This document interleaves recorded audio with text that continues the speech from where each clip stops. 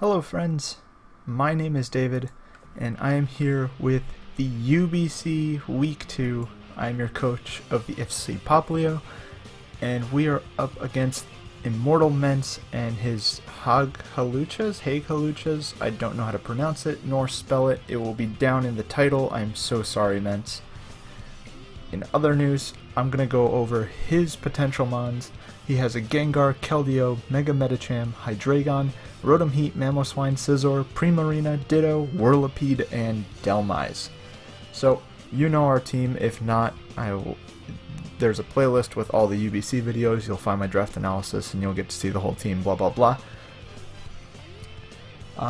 Things to note are Gengar's a problem, Mega Medicham's a problem, Hydreigon's a huge problem for my stored power Baton Pass sets, and Ditto is the biggest problem in the world for Baton Pass. So, if I want to use Baton Pass this week, I have to be kind of creative with how I deal with my own threats, because I have to be able to answer my own Baton Pass sweepers in case Ditto comes in and steals them from me. I really expected Ditto, so with my prep, I went with a Adamant Max Attack Mega Garchomp. I'll go down as I built the team. So yeah, Max Attack Mega Garchomp with Rocks, 3 attacks, a Baton Pass Scolipede, basically the same exact set as last week, max attack, almost max speed, Baton Pass Protect, Jab, and Mega Horn with a Buginium Z instead of a Poisonium Z. Buginium letting me hit things like the Hydreigon and hitting things like Keldeo and Scizor super hard as opposed to being immune on the Scizor. Its primary targets are the Garchomp, the Espeon, which I will get into, which is, much like last week, a Dazzling Gleam, Stored Power, Morning Sun Calm Mindset with a bunch of like bulky Vs and like a lot of speed this time as opposed to last week. And instead of a Chillon Berry, I have a Cassid Berry for the Gengar. Up next is I'll get to Silvally last because that set is my pride and joy.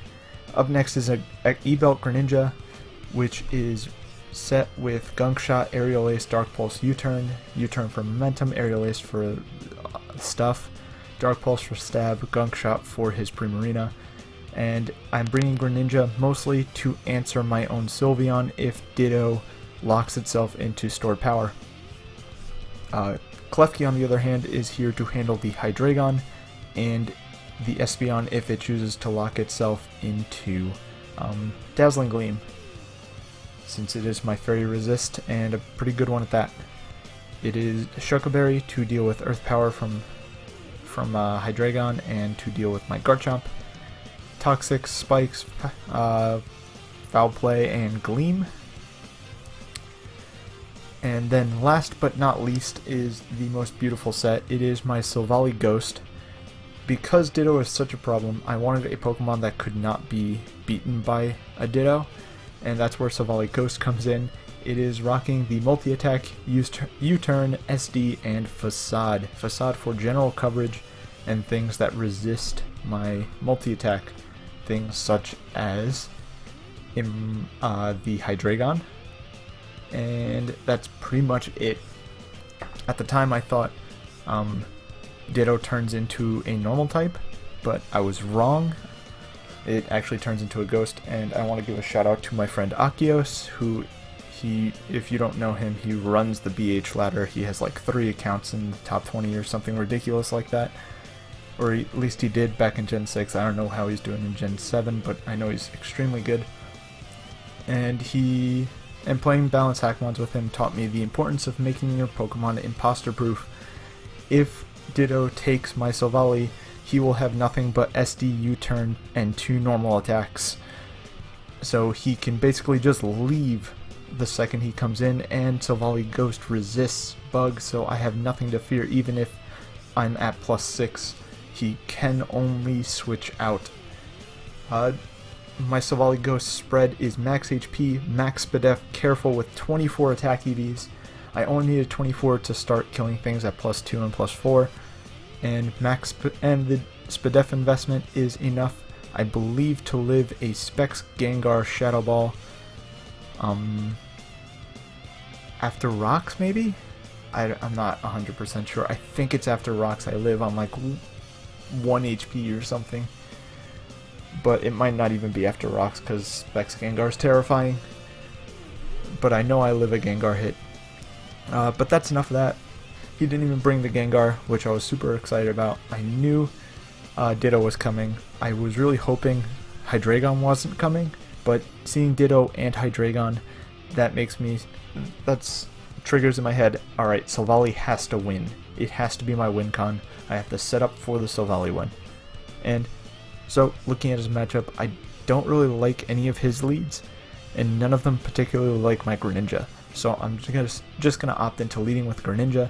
Maybe I catch the Mamoswine, maybe I catch the Hydreigon, and I can get some cheeky damage off. So, without further ado, we'll jump right into the battle. I've ranted for 6 minutes. He leads Rotom, and I decide to... I look at his team and I'm like, this is defensive. This is not, in fact, Scarf. I'm going to stay in and Scald it.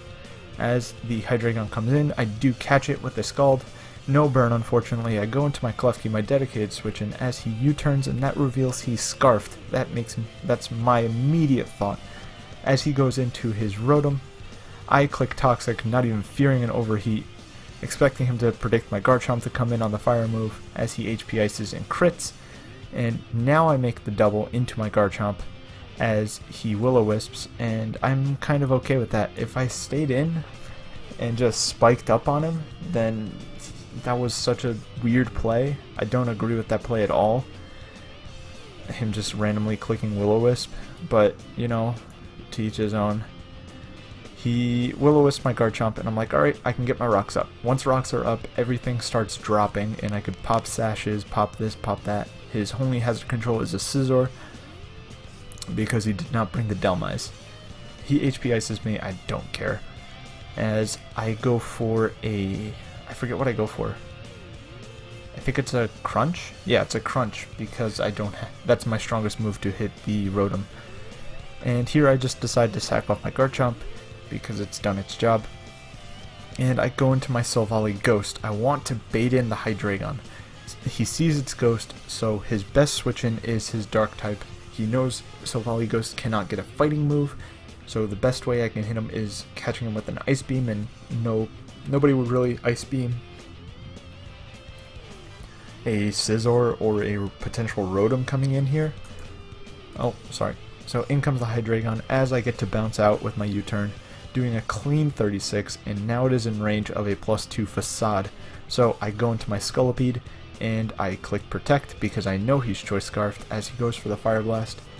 I am now faster than him, so I believe I make the safe play. I know Poison Jab kills this. I don't want to miss a Mega Horn and lose my Scolipede, so I'm just going to go for the Poison Jab. Poison Jab does not damage the Scizor, unfortunately, as I go for a Mega Horn here to sort of scout his damage and see what kind of Scizor set he is. It does 24. I'm like, well, that's a kind of bulky Scizor, so I could just pass this into my Silvally. I expected to take a Baton Pass, a Bullet Punch there, to then Silvally comes in for free basically, but instead he opts to Roost, which is completely fine by me, because I can still set up in front of this thing. So out goes the Scizor, in comes the Rotom, as I click SD, and he's in for a world of pain, because +3 speed Silvally outspeeds his team, and multi-attack kills the Rotom from there at +2. He goes into Ditto, he sees my set and realizes, hey, I can't touch this, so I'm just gonna SD again in his face, I believe. No, I multi-attack, okay. So yeah, I multi-attack and kill the Hydreigon, which is good. In comes the Keldeo, I run the calcs, I'm max SPDF, so a timid Hydro Pump doesn't even 2-hit KO me from here. If he specs, then that could be super... Then yeah, he does 50 max with the timid set, up to 60% with modest, or maybe 65 or something. So I SD again in its face as he misses the Hydro Pump. Super unfortunate, but ultimately it wouldn't have mattered. It would have came down to a roll on the Scizor, I believe. Or technically he could chip me down with his Ditto, but he didn't have enough sacks for my Silvally, and Silvally's just going to clean at +4. Because nothing on his team even comes close to living. Yeah, as I said, it would have been a roll with the Scizor and the Hydro Pump. But, yep, in comes the Ditto as the last Mon, and it cannot touch me, so it goes for a multi-attack. It does not affect me because it's a normal type move. I go for a Facade, thinking it's a normal type, and it's actually just a Ghost. So he multi-attacks again because he's locked in, and I multi-attack and kill his Ditto. So, that is week 2. I'm really glad the Silvally set came through. It ended up picking up all 5 kills if I'm not mistaken. Or all 6 kills if I'm not mistaken. The unlucky Hydro Miss kind of mattered in the sense that it would have been really nice for him to make it like a 4-0 and not give my Silvally like 17 kills, but he just didn't. I don't know if he could have really prepped for this. It's hard to predict the Silvally, and it's hard to predict what I'm planning to sweep with, or even if I would bring Baton Pass against a Ditto and a Dark type. But Silvally ended up putting the finest of work, and I just good game to Mence, and I will catch you guys all next week with NPL and UBC content. Peace!